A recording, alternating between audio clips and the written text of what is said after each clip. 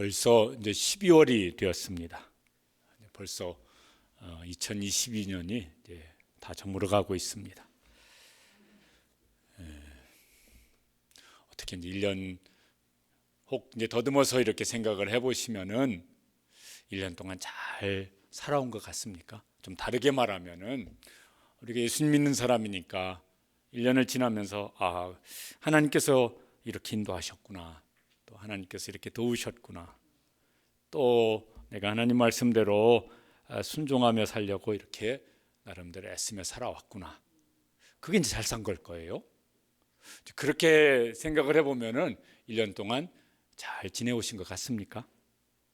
아니면은 하나님 없이 그냥 염려하고 혹은 불안해하고 혹은 그냥 이렇게 막 분주하게 되어지는 일들, 그냥 거기 떠밀려서 그렇게 이제 살아오지는 않으셨습니까? 이제 하나님, 내 생각에는 1년 이렇게 지내온 것 같은데, 혹 하나님께서 우리에게 무언가를 말씀해 주신다면은 너 1년 동안 잘 살았다, 이렇게 말씀하실까? 너 어떻게 사는 거냐? 왜 이렇게 정신없이 살았냐? 그러지는 않으실런지. 이제 뭐 지나간 시간은 이제 돌이킬 수가 없는데, 이제 잘 이렇게 이제 한번 과거를 해봐야 될 건 12월 다음에는 내년 1월이 온다고요. 그러면 이제 어떻게 마음에 좀 기도도 하고 결심도 하고 계획도 세우고 그러면서 이제 나아가야지. 이렇게 무슨 내가 왜 그렇게 지냈지 이런 이제 사람은 그런 전철을 안 밟게 되어지죠. 그냥 또 생각 없이 하다 보면은 후회했던 걸 고스란히 답습해서 또 살 수밖에 없어지니까. 오늘 말씀은 이 신명기는 이제 어떤 상황이냐면은 모세가 이스라엘 백성을 인도해서 광야 40년을 마쳤습니다. 그러면서 이제 그 속에 하나님이 어떻게 하셨는가, 또 그때 그 하나님의 백성들은 어떻게 살았나, 이제 광야 생활을 마치면 이제 가나안 땅에 들어가서 새로운 생활을 시작해야 될 텐데, 그때는 정신없이 살지 말고 정신 똑바로 차리고, 그래서 이제 하나님께서 너희 가운데 일하실 수 있도록 그렇게 살아라, 뭐 이런 내용입니다. 신명기 내용이. 오늘은 이제 그 중에서도 한 사건을 중심으로 이제 말씀하세요. 가데스 바네아라고 하는 지역에서 이제 거기서 일어났던 일들을 말합니다. 여러분, 저 지도를 보시면은 왼편 쪽으로는 애굽이에요. 이렇게 삼각형 있는 데가 지금 이제 시나이 반도, 시내산이 있는 거기고, 거기 이렇게 동그라미 있는 거기에 가데스 이렇게 돼 있죠. 성경에 나오는 가데스 바네아. 저기서 그게 뭐냐면은 가나안 땅의 남쪽 국경 지역입니다. 저 넘어가면은 뭐냐면은 성경에 나오는 지역 네겝이 나오고 유대 광야가 나오고, 그 다음에 이제 유대 사마리아 갈릴리 이렇게 이제 나옵니다. 거기서 이제 넘어가면 되는 거예요. 그런데 그때 하나님도 백성도 어떤 하나님도 말씀하시고 백성들도 얘기를 했습니다. 그냥 들어가지 말고 여기서 정탐꾼을 보내서 그 땅을 한번 정탐을 해보십시다. 그래서 40일 동안 정탐을 합니다. 그리고 이제 12명이 가서 40일 동안 정탐을 하고 이제 돌아와서 보고를 하는데 보고가 엇갈립니다. 10명이 뭐라고 그러냐면은 정복 불가능합니다. 저기 있는 그 가나안 땅에 원주민이 살고 있는데 그들은 우리보다 훨씬 강합니다. 어림도 없습니다. 불가능합니다. 다시 돌아갑시다. 그들의 그 결론 속에는 하나님은 없습니다. 반면에 2명은 다른 결론을 이제 말을 합니다. 정복합시다. 충분히 정복할 수 있습니다. 그러니까 이게 경계선인데, 국경선인데 넘어갑시다. 그들은 왜 그렇게 말을 하냐면, 딴 걸 보고 왔냐면 그건 아니고 그들의 결론 속에는 하나님이 들어 있습니다. 그러니까 하나는 똑같은 걸 보고 왔는데 거기 하나님 없는 결론을 내린 사람들은 안 됩니다.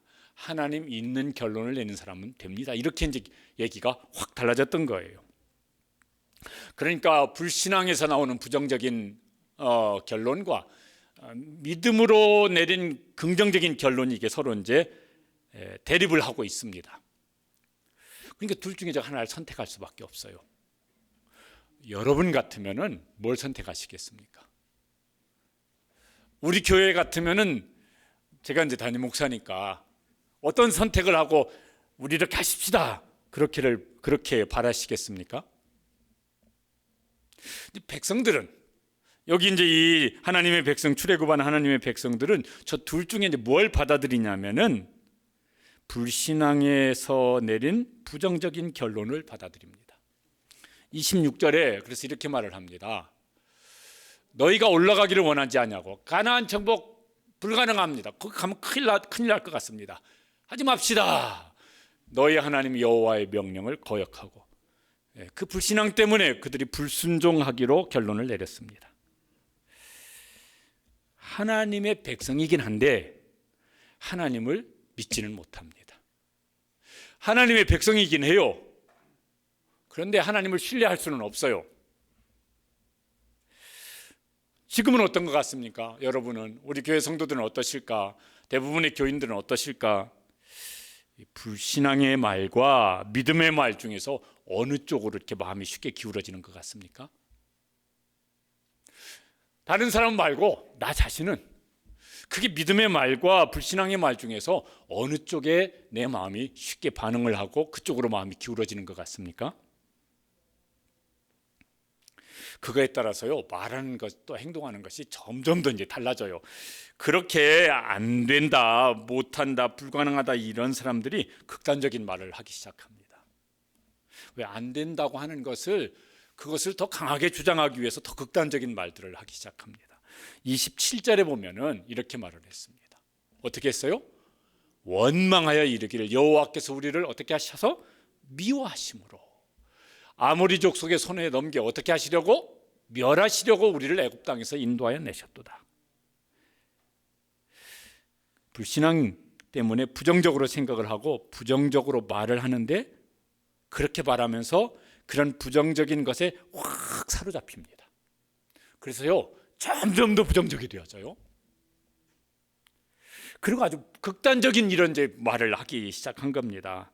그게 말도 안 되는 소리인데 그게 확신이 돼 버렸어요. 그럼 그렇게 된다니까요.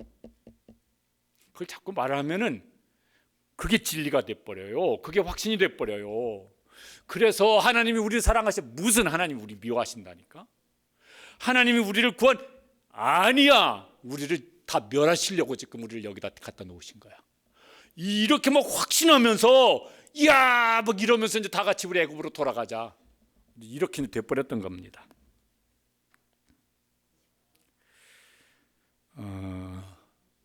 코로나 상황을 겪으면서 이런 불신앙에 빠진 교인들이 적지가 않은 것 같아요. 그래서 이게 참 안타까운 노릇입니다. 병 중에 이렇게 잘 치료가 안 되는 병이 있습니다. 그 정말 치료가 어려운 병인 것 같아요. 어떤 병이냐면요, 자기 남편이나 아내를 의심하는, 혹은 의처증이나 자기 아내를 혹은 자기 남편을 의심하는 의부증, 이런 병을 앓는 분들 혹시 여러분 만나서 대화해 보신 적 있으십니까? 이런 분들은요, 모든, 혹은 자기 남편이면 자기 남편, 자기 아내면 자기 아내, 모든 것을 의심하는 쪽으로 연결시킵니다. 전화 한 통해서 그게 저런 거라니까. 이게 고개 돌려가지고 전화할 때 내가 딱 눈치챘다니까. 나갈 때 후다닥 나가는 거 보니까 그 인간 만나러 간 거야. 오늘 넥타이 이렇게 빨간 걸 매더라고. 누구 줘라고. 그래서 모든 일거수일투족을 거기다 연결시켜요. 누가 옆에서 암만 그게 아니라고 말을 해도 안 듣습니다. 불신앙에서 부정적인 말을 한 번, 두 번 자꾸 하다 보면요, 그런 확신이 생겨요. 그게 진리가 돼버려요. 누가 말하게도 에이 그렇다니까 그러네. 하나님 우리 미워하셔서 여기 와서 다 죽이시려고 여기다 데려다 놓으셨다니까. 이러면 백성들이 다 맞아 그러면서 이제 애굽으로 돌아가자고 했던 것이 가데스 바네아에서 일어났던 사건입니다. 만일에 그때 그냥 가나안 땅에 들어가는 편을 선택했더라면 여러분 이 성경의 역사가 다 다르게 기록됐을 거예요. 왜 이제 그들이 이제 그렇게 말을 하냐면은 그 시작이 뭐예요? 불신앙에서 나오는 부정적인 말을 그들의 마음속에 받아들여서 이제 점점 더 그런 쪽으로 기울어진 거거든요. 28절에 보면 이렇게 말을 합니다. 같이 한번 읽어보시죠. 우리의 형제들이 우리를 낙심하게 하여 말하기를 그 백성은 우리보다 장대하며 그 성읍들은 크고 하늘에 닿았으며 우리가 또 거기서 아낙 자손을 보았노라 하는도다. 저기 민수기 13장 14장에 저 사건이 기록됐는데 민수기 13장에서는 이렇게 말한 것으로 기록되어 있어요. 민수기 13장 33절 우리는 스스로 보기에도 메뚜기 같으니 그들의 보기에도 그와 같았을 것이라. 여러분 저 말을 가만히 살펴보십시오. 누가 남들이 그렇게 말을 했습니까? 아니요. 스스로 그렇게 생각을 했어요. 그런데 저게 비교해도 암만 무슨 안악자손이 커도 그들은 거인이고 메뚜기처럼 자기들이 작았을 거예요. 아니요. 그게 스스로 자기를 아주 극단적으로 그렇게 이제 자기를 그렇게 생각을 하는 것이에요.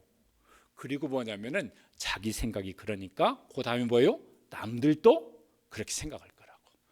내가 그렇게 생각을 하니까 남들도 나를 그렇게 생각할 거야. 그렇게 이제 확신을 가진 거예요. 메뚜기 컴플렉스 뭐 이런 말을 합니다. 못난이 컴플렉스 이런 거예요. 열등감이죠, 열등감. 그 열등감이 커지면은 자꾸 극단적으로 자기를 비하합니다. 나 같은 거 뭐. 그래 막 나 같은 건 쓸모가 없어. 자꾸 그렇게 하다 보면 나 같은 건 살 필요가 없어. 나 같은 건 죽어야 싸. 뭐 이렇게 된다니까요. 극단적인 자기 비하로 이제 나아갑니다. 여러분 누구한테 그렇게 말하지 마십시오. 그 사람이 그 말에 사로잡힐 수 있어요. 우리 중에도 누군가가 그렇게 말을 했기 때문에 그 말에 사로잡혀서 막 그런 어떤 마음으로 뭐 이렇게 오랫동안 살아온 분이 계실지 몰라요. 이제 예전 같으면 요즘에는 그렇게 하면 안 하시겠지만 예전에 막 이렇게 성적표 들고 뭐 이거 보고 야 공부 있다고 하고 아이고 밥은 잘도 먹는다. 밥이 목구멍에 넘어가냐 막 이런 분들이 계세요. 우리 중고등부 여기 예배 초등부 혹시 누가 부모님이 그러거든 밥 먹지 말고 라면 끓여서 먹으세요. 계란도 넣고 치즈도 넣고 또 뭐가 또 있어 맛있는 거? 계란도 그럴 땐 2개 확 넣어가지고 끓여서 드시고 집에 뭐 냉장고 뒤져가지고 뭐 맛있는 거 다 골라서 먹고 다른 거 먹으면 되지 뭐. 그래서 그 생각에 매이지 말라고. 그런데 그런 생각에 어른이나 애나 매이기 쉬워요. 그리고 그 매이면 자꾸 극단적인 생각을 하게 되어지고 그리고 자기 비하를 하든지 남을 비하를 하든지 이렇게 되기가 쉬워요. 아니라 그들이 그런 말만 들었던 건 아닙니다. 믿음으로 긍정적인 보고를 했던 두 사람도 있습니다. 누구죠? 한 사람은 여호수아고 한 사람은 갈렙입니다. 그들은 뭐라고 말했냐면 민수기 14장에는 저렇게 돼 있어요. 그들은 우리의 먹이라. 그 예전 개역 성경에는 그들은 우리의 밥이라 이렇게 돼 있는데 저 표현만큼은 예전 개역 성경 표현이 좋아요. 먹이라보다는 밥이라 이게 훨씬 바깥어요. 그죠? 그들은 우리의 밥이라. 그들의 보호자는 그들에게서 떠났고 여호와는 우리와 함께 하시느니라. 그러니까 그들 두려워하지 말자. 그런데 둘 중에 이 백성들이 다 처음에는 몇 사람이 시작했을 거예요. 그리고 와 그러면서 그 여론이 됐을 것인데 이 백성들이 뭘 선택을 했습니까? 안 된다는 쪽을 선택을 했습니다. 그래서 부정적인 결론을 내렸어요. 그게 진리가 돼버렸다니까요. 그런데 그게 진짜 진리냐면 아니에요. 그 거짓인데 거짓을 진리로 그렇게 삼아버렸습니다. 그들의 생각에 하나님은 없습니다. 그들의 일 속에 하나님은 안 계십니다. 그러면서 그렇게 이제 결론을 내렸습니다. 여러분 조심하십시오. 특별히 막 그게 큰 일일수록 어려운 일일수록 심각한 일일수록 하나님 없는 결론을 내리지 않도록 조심하시기를 바랍니다.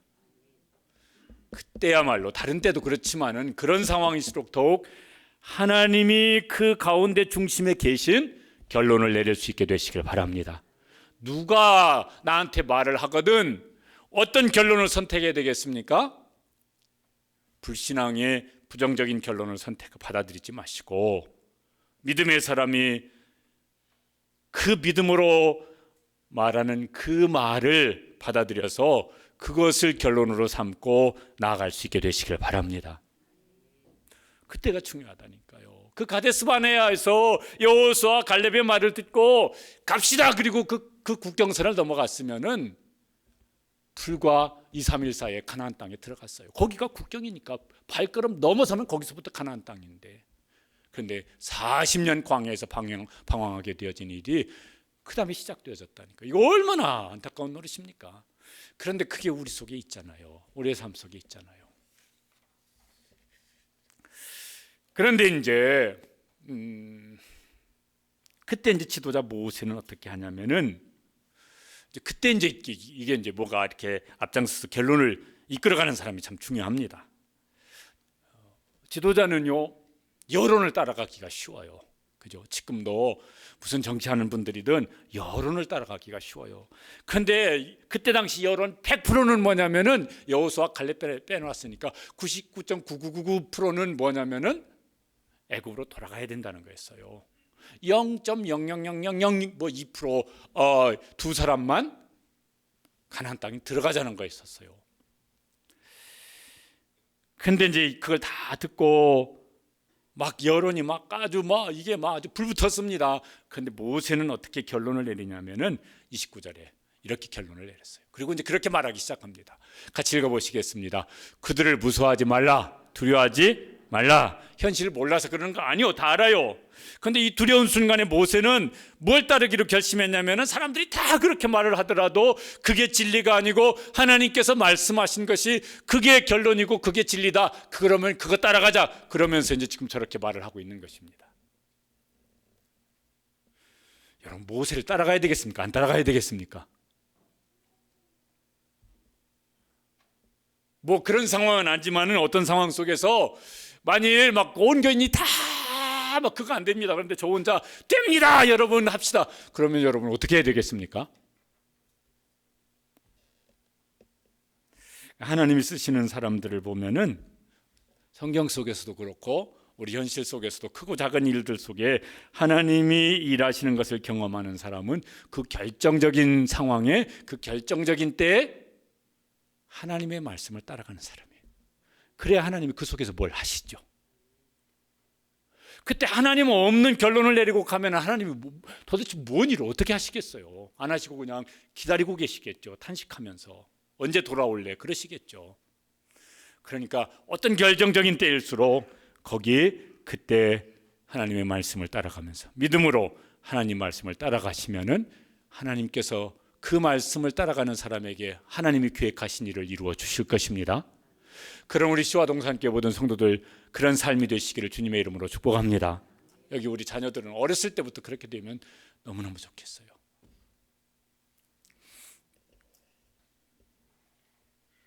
집에서는 부모가 이제 어떤 그때 막 자녀가 뭔 고민을 하는데 그때 이제 어떤 말을 해주시느냐가 참 중요할 것 같아요. 애가 막 이렇게 막 성경 읽고 막 기도하고 막 제가 기도하다가 이런 쓸데없는 소리 하지 말고 네가 인마 지금 고3이 지금 쓸데없이 공부는 하지 않고 막 이렇게 해버리면 평생 아이가 중요한 순간에는 어떻게 되냐면은 기도하지 말고 성경대로 살지 말고 남들이 인생 오래 산 사람들이 내가 인생 노하우를 알려주는데 너 이렇게 돼. 그렇게 살게 만들면 안 되죠. 그렇죠? 이제 모세는 현실만 보면서 지금 그렇게 안 된다고 하는, 그래서 이제 낙담한 백성들에게 그럼 한번 생각해 봅시다. 하나님이 과거에 우리에게 무슨 일을 하셨는지 그걸 한번 생각해 봅시다. 그래서 이제 과거에 하나님이 하신 일들을 이걸 이제 기억을 다시 이제 끄집어내는 일을 합니다. 그러면서 30절에 이렇게 말을 합니다. 같이 읽어보시죠. 여호와께서 애굽에서 너희를 위하여 너희 목전에서 모든 일을 행하신 것처럼 출애굽할 때 일을 이제 기억시킵니다. 그걸 구체적으로 열거는 하지 않지만은 여러분 출애굽할 때 바로는 절대 안 내보내려고 그랬어요. 그런데 내보내게 된 이유는 뭐예요? 이스라엘 백성들이 막 일치단결하여서 무슨 무력 시위를 하든지 이래가지고 출애굽한 겁니까? 아니요. 그들은 노예였었고 힘도 없었어요. 바로가 훨씬 강했어요.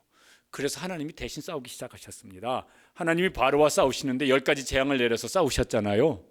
그 10가지 재앙 사건 여러분 기억하십니까? 저도요, 다 무력치먹게 하면은 이게 순서대로는 안 되죠. 유치부에서 우리 손주애들이 배웠어요. 그러면서 막 이래가면서 뭐 10가지 순서를 외우더라고. 하나님이 싸우셨어요. 하나님이 바로와 싸우시니까 바로가 어떻게 하나님을 이기겠어요? 그래서 나중에는 바로가 두 발 다 들고 다 나가라, 뭐 원하는 거 다 줄 테니까 나가라. 그래서 출애굽했습니다. 그게 불과 요 가데스 바네아 때부터 1년 전 일입니다. 여러분 1년 전에 여러분 어떻게 출애굽했습니까? 기억해 보세요. 그런 거죠. 그 하나님이 여전히 이제도 너희를 위해 싸우실 것입니다. 그 하나님은 과거의 하나님이 아니라 현재의 하나님이시고 그 하나님은 또 미래의 하나님이십니다. 그 하나님께서 그때 그러셨고 지금도 하실 거, 앞으로도 그러실 것입니다. 그러면서 또 이제 광야에서 경험한 일도 이제 기억을 해보자고 그래요. 31절에 그걸 이렇게 이제 표현을 했습니다. 이게 참 마음에 와닿는 표현인데 31절 말씀 함께 읽어보시겠습니다. 사람이 자기 아들을 낳는 것 같이 하나님 여호와께서 너희가 걸어온 길에서 너희를 안으사 이곳까지 이르게 하셨는지라. 저희 그러면 이제 몇 가지 사건들이 있어요. 그 가데스 바네아 오기 전까지 하나는 뭐요? 홍해 바다를 건넜습니다. 앞에는 바다입니다. 뒤에는 애국 군대가 막 이제 공격을 해오고 있었죠. 하나님이 어떻게 하십니까? 너희들 빨리 다리 놔라, 뭐 이런 거 안 하시고, 빨리 배 만들어서 막 배 타고 건너가라 이런 거 안 하시고, 그럴 시간도 없었어요. 그래서 하나님께서 어떻게 하시냐면은 바다에다가 고속도로를 내버리셨습니다. 저 쉽게 나오는 영화 장면인데, 그래서 그 바다를 건너가게 하셨어요. 그들이 걸을 수 없어요. 그러니까 하나님이 번쩍 아르셔가지고 건너시게 하신 것이죠. 우리 찬양 중에 이런 찬양이 있습니다. 내 앞에 바다가 갈라지지 않으면 주가 나로 바다 위를 걷게 하리. 나는 믿네 이러면서 우리 부르는 찬양이 있어요. 근데 그때 그렇게 하셨습니다. 광야에서, 이 광야는 말 그대로요, 거기 뭐 나무 한 그루 풀 한 폭이 안 자랄 수 없는 땅이에요. 근데 거기서 식량이 40년 동안 안 떨어졌어요. 하나님 어떻게 하셨습니까? 아침마다 만나를 주셨습니다. 가끔 고기도 먹고 싶은데 그럼 뭐 하셨습니까? 바람을 확 불게 해서 날아가던 그 메추라기를 다 한 곳에 모아다 거기다 똑 떨어지게 하셨어요. 그래서 배 터지게 먹었어요. 그러면서 하나님께서 뭐냐면 광야 40년 동안 그들을 안아서 인도해 주신 것이죠. 하나님이 그렇게 하셨다고. 자녀 다 키우셨을 때, 애들이 어렸을 때요, 못 걷겠다고 하면 안든지 없든지 해서 데리고 가잖아요. 그러면 나도 피곤하니까 너 피곤해, 그러면 너 혼자 거기 누워 있다가 다시 힘이 생기거든 알아서 집에 걸어와. 이런 부모가 어디 있었겠습니까? 다 안든지 없든지 그래가지고 데려왔어요. 하물며 하나님 아버지께서 어떻게 하시랴.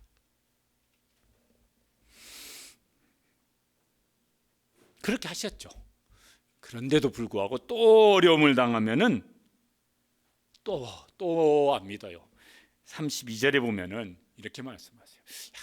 저게 내내 반복되어서 그 믿음이 그렇게 경험을 했으니까 또 어떤 상황이 생기면은 좀 걱정을 하더라도 정신 차리고, 그렇지 하나님이 그때도 그렇게 했으니 지금은 안 하시겠어? 이렇게 좀 나아갔으면 좋겠는데 이 광야의 백성들은 그게 잘 안 됐습니다. 저렇게 했어요. 이 일에 너희가 너희 하나님 여호와를 믿지 아니하였도다. 하나님이 그냥 종이 호랑이 하나님이요. 무슨 뭐 이제 어디 이런 데 어디 가면요, 애들 뭐 무슨 구경거리 가면 박제해놓은 뭐 호랑이도 있고 박제해놓은 뭐 곰이나 사자도 있고 그래요. 애들이 안 무서워해. 왜? 하고 있는데 계속 이렇게 하고만 있지, 뭐 그래서 이빨 한번 끔찍도 안 하니까 아무도 안 무서워해요. 거기 강아지 고양이 데려가 처음에는 움찔했다가 그 다음에는 뭐 덤빌 거예요. 여러분, 하나님이 종이호랑이 하나님이, 박제된 하나님, 그렇습니까? 근데 어떨 때 우리가 어려움을 당하면요, 하나님이 그렇게 여겨져요. 그래서 하나님 무슨 하나님 뭘 어찌한다고 이러면서요, 안 된다고 그래요, 안 된다고 그래요. 그때 우리의 믿음의 실력이 드러나는데, 그때 살아있는 호랑이 같은 이렇게 막 와 한번 포효하면은요, 그럼 막 그 앞에 다 쫄아가지고 꼼짝 못하는 이런 살아계신 하나님, 호랑이 같은 하나님을 경험할 수 있는. 근데 그게 평안할 때는 그런 게 잘 안 되는 것 같아요. 언제냐면은 그것도 고난 중에서도 야 이거 참 감당하기 어렵네. 그럴 때 살아계신 하나님을 경험하는 기회가 될 줄로 믿고 그 하나님을 바라보시고 기도하시고 소망하게 되시길 바랍니다. 우리가 다니엘 기도에 했는데 그 간증하신 분들이 다 평안할 때 무슨 무슨 하나님이 어떻게 하셨다 이런 분은 거의 안 계신 것 같아요. 다 어떠셨습니까? 고난도 참 어려운 고난을 겪었을 때 그때 하나님께서 이렇게 하셨습니다. 그때 살아계신 하나님을 경험하셨습니다. 그렇다고 일부러 여러분 고난당하는 거 저는요 하여튼 그런 간증자는 하여튼 제 마음속에는 그거 좋은 생각은 아닐 수도 있는데 우리 교회 성도들은 가능한 그런 간증은 안 하셨으면 좋겠다니까요. 평안할 때 살아계신 하나님을 만나서 간증할 수 있게 되시길 바랍니다. 그런데 원치 않아도 우리가 어떤 고난을 겪을 때는 우리 속에 살아계신 하나님을 만날 수 있는 경험할 수 있는 기회를 주시는구나 그런 소망을 가지고 기도하시고 은혜를 구하셔서 거기 살아 역사하시는 하나님을 경험할 수 있게 되시기를 주님의 이름으로 축복합니다. 그렇죠. 하나님이 그렇게 하시려고 그렇게 하시는 거예요. 어디를 읽다 보니까 실존적 무신론자가 있다. 뭔 소린가 했더니 어떤 실제적인 어떤 어려운 상황이 되어지면은 그 상황 속에서는 하나님은 존재하지 않는 하나님이야. 거기서는 무신론자가 되어져. 그래서 막 하나님 없이 무슨 결론을 내리고 막 무슨 하나님 기도할 생각은 들지도 않고 막 이 사람 만나야 되나 저 사람 전화해야 되나 아니 그런 거 있다니까요. 그거 얼마 전에도 있었어요. 여기 옛날에도 있었는데 근래도 제가 어디서 봤다니까요. 무슨 점집에서 그거 전단지 기독교인 특별 환영. 그러니까 어떤 교인이 찾아가지고 나는 교회 다니는 사람인데 답답해서 찾아왔습니다. 한번 좀 점 좀 쳐보세요. 이런 사람도 있는가 봐. 찾아갔으면 말이라도 하지 않고 그냥 몰래 하고 오든지 아니 몰래 하고 오지도 말아야지 어딜 가요. 실존적 무신론자. 그런데 우리는 그때 살아계시는 하나님을 찾고 살아계시는 하나님을 만나고 하나님께서 내가 여기 있다 내가 살아있다 그렇게 은혜 베풀어 주시기를 축복합니다.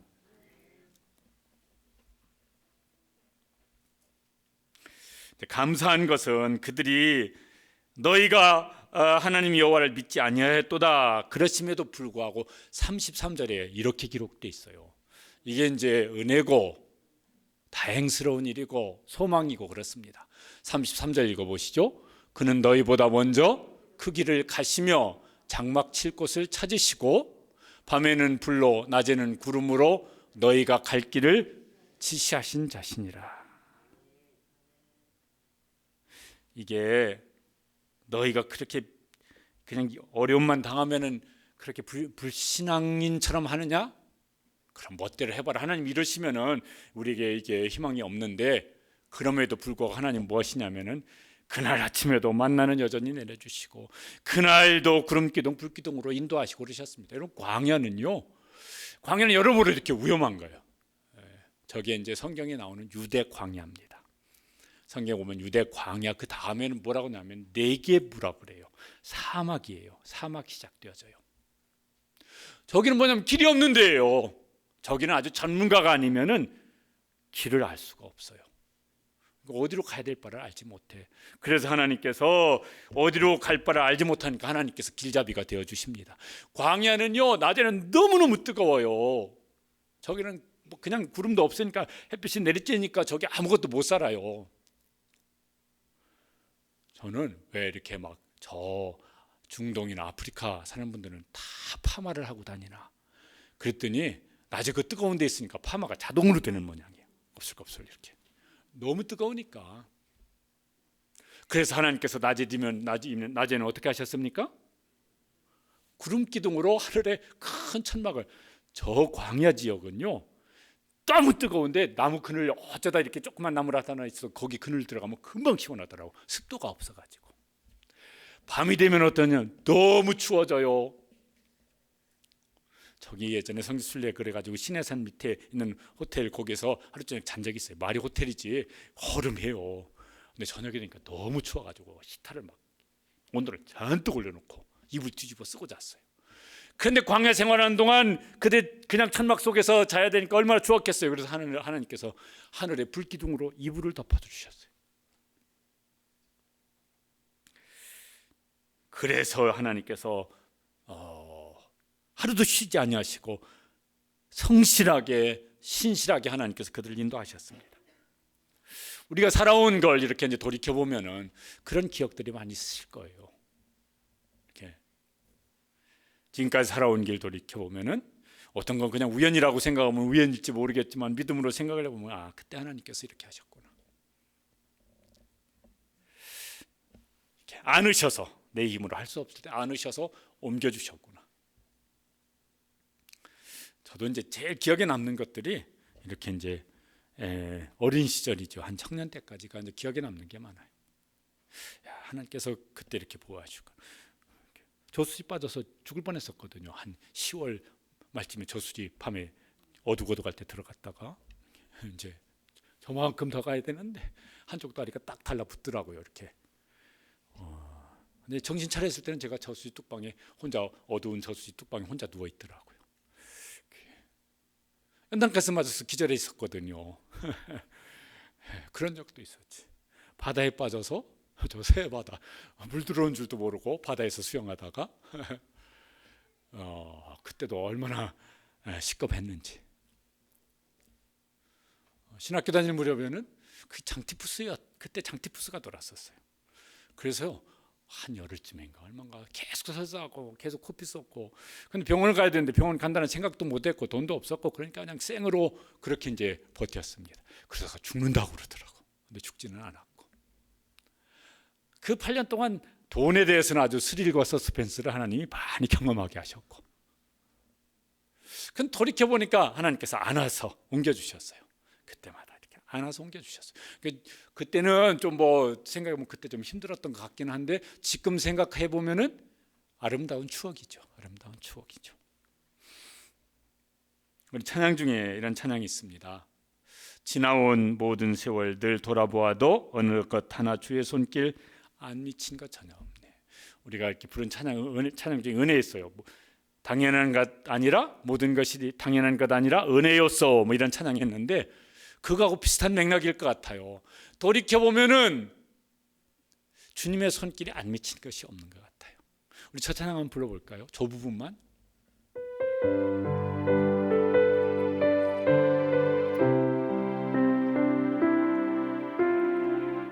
지나온 모든 세월들 돌아보아도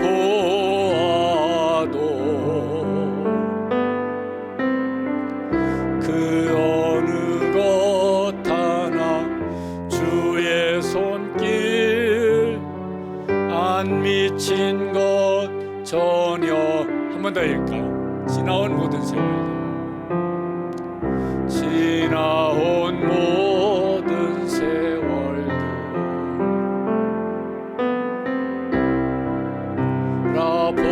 보아도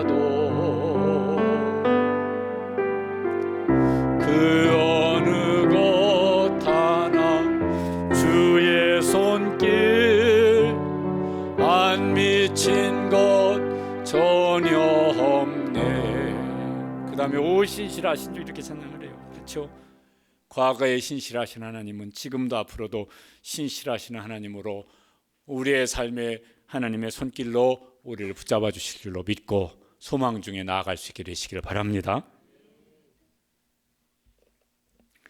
지금도 우리는 내 힘으로 홀로 통과하기에는요, 이게 감당이 안 된다. 이러는 이제 광야를 우리가 지나칠 때도 있어요. 지난 이제 코로나 팬데믹 그러다가 코로나 엔데믹 이렇게 말을 하는데 아직도 코로나에 대한 두려움에 매 있는 성도들은 안 계실까? 적지 않은 것 같은데 그런데 주님께서 그 두려움에서 안으셔서 믿음을 주시고 평안함을 주시고 자유함을 줄 수 있게 되시기를 주님의 이름으로 축복합니다. 어떤 분들 중에서는 그게 그냥 편해졌어. 그래서 그냥 편한 것이 습관이 되어지고, 혹은 어떤 분은 게으른 것이 습관이 되어지고, 어떤 분은 안일함이 습관이 되어지는 분들이 계시다면, 여러분, 습관이 되어지면 이게 끊기가 어려워요.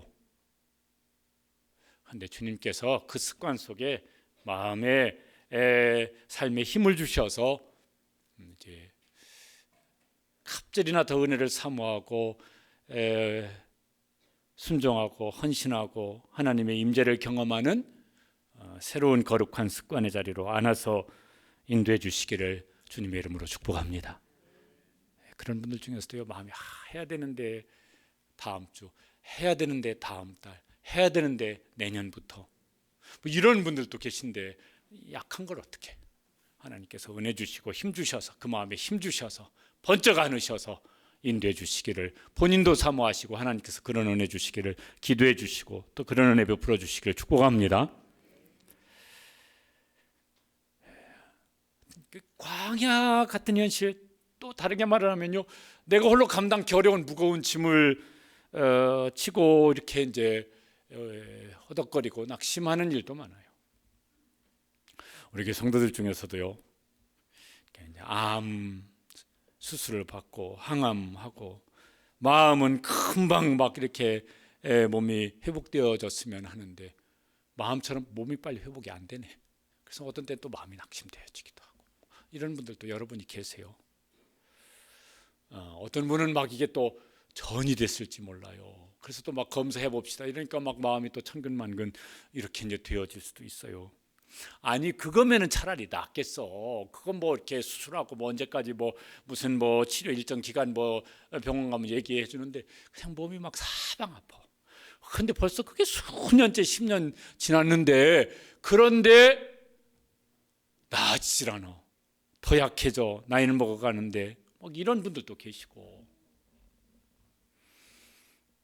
혹은 막 본인 뭐 미래를 생각하면은 노후 준비 안 됐는데 이거 어떡하면 좋아, 막 이런 분도 계시고, 애를 바라보면은 이거 어떡하면 좋아.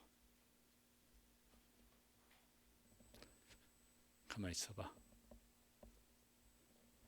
어디 있어? 금요일 저녁에요, 이렇게 자녀 축복 기도회 하는데 한 애가 너 기도 제목이 뭐냐? 좀 큰 애들은 제가 물어봤거든요. 그리고 이제 하는데 없어요. 그러더라고. 지난달에도 제가 물어봤거든요. 너 기도 제목이 뭐냐 그랬더니 없어요. 근데도 나왔어. 그래서요, 이쁘더라고.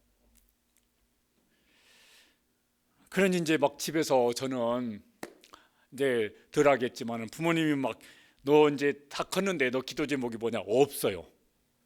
전에도 없어, 지금도 없어. 그러면요, 마음이 좀 이렇게 좀 답답하실지도 모르겠어요.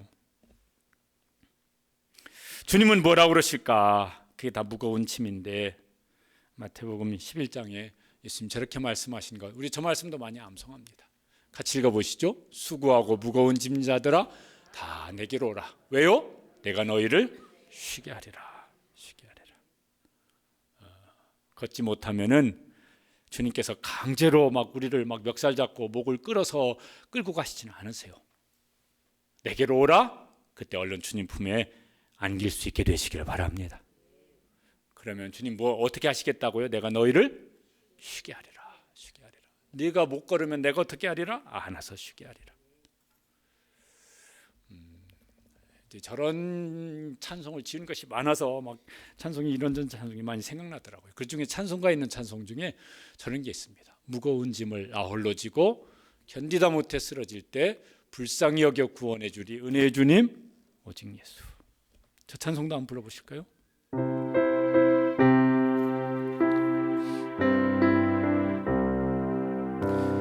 무거운 짐을 나 홀로 지고 견디다 못해 쓰러질 때 불쌍히 여겨 구원해 주리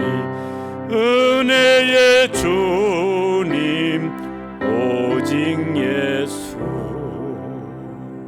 아멘. 가장 무거운 짐이 있습니다. 이건 누구도 도와줄 길도 없고 무슨 옆에서 같이 힘들어할 수도 없는 무거운 짐이 있습니다. 뭐겠습니까? 죄의 짐이요.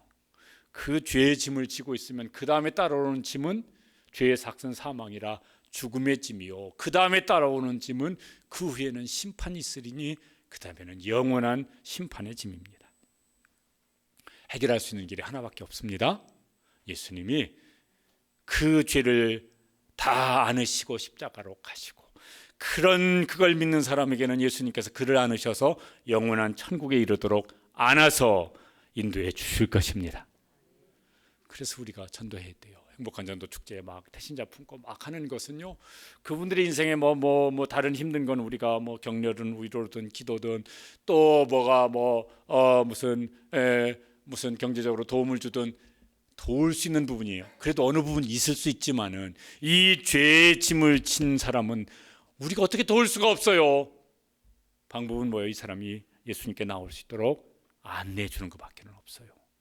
그러면 주님께서 그를 안으셔서 영원토록 인도해 주실 것입니다.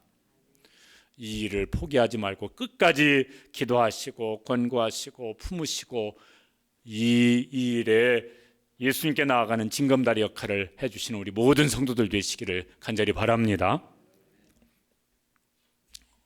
언젠가 이렇게 설교 시간에 이걸 소개한 적이 있는지 모르겠지만요, 아마 어서 들어본 적은 있는 시일 것 같아요. 모래 위의 발자국. 전체 내용은 그 인터넷 검색하면 다 나올 겁니다. 그 중에 제가 조금 이렇게 좀 줄였어요. 저거 참 은혜가 되더라고요. 같이 한번 이렇게 쭉 읽어보실까요? 어느 날 밤 꿈을 꾸었네. 주와 함께 바닷가를 거니는 꿈. 그 바닷가 모래 위에 두 개의 발자국을 보았네. 하나는 내 것, 또 하나는 주님의 것. 마지막 내 발자국이 멈추어진 곳에서 내 삶에 지나온 길을 돌이켜 보았을 때 자주 내 삶의 길에 오직 하나의 발자국만 보였네. 그때는 내 인생이 가장 비참하고 슬픈 계절이었지. 나는 의아해서 주님께 물었네. 주님, 제가 주님을 가장 필요로 했을 때 그때 거기에는 오직 하나의 발자국만 있었습니다. 주님은 저를 떠나셨던 건가요? 그러자 주님께서 말씀하셨네. 너를 결코 떠난 적이 없단다. 네 시련의 때, 고통의 때에도 나는 너와 함께 있었다. 네가 본 하나의 발자국, 그것은 내 발자국이니라. 그 끝부분은 다 같이 한번 큰 목소리로 한번 읽어보시죠. 그때 내가 너를 등에 업고 걸었단다. 여기 이 신명기에 있는 말씀하고 잘 어울리는 내용 같아요. 우리의 삶도 그렇게 하실 것입니다. 그렇게 하기 위해서 우리가 한 가지 정신 차리고 해야 될 것은 뭔가 정말 주님의 도우심이 필요할 때일수록 주님의 품에 안기기를 힘쓰게 되시길 바랍니다. 안으셔서 우리를 주님께서 옮겨주실 것입니다. 우리가 도울 수 없는 우리 자녀가 됐든 부모가 됐든 형제가 됐든 이웃이 있어요. 그분들이 주님 품에 안길 수 있도록 기도하시고 도와주시길 바랍니다. 주님께서 안아서 옮겨주실 것입니다. 기도하시겠습니다. 우리 함께 기도하실 때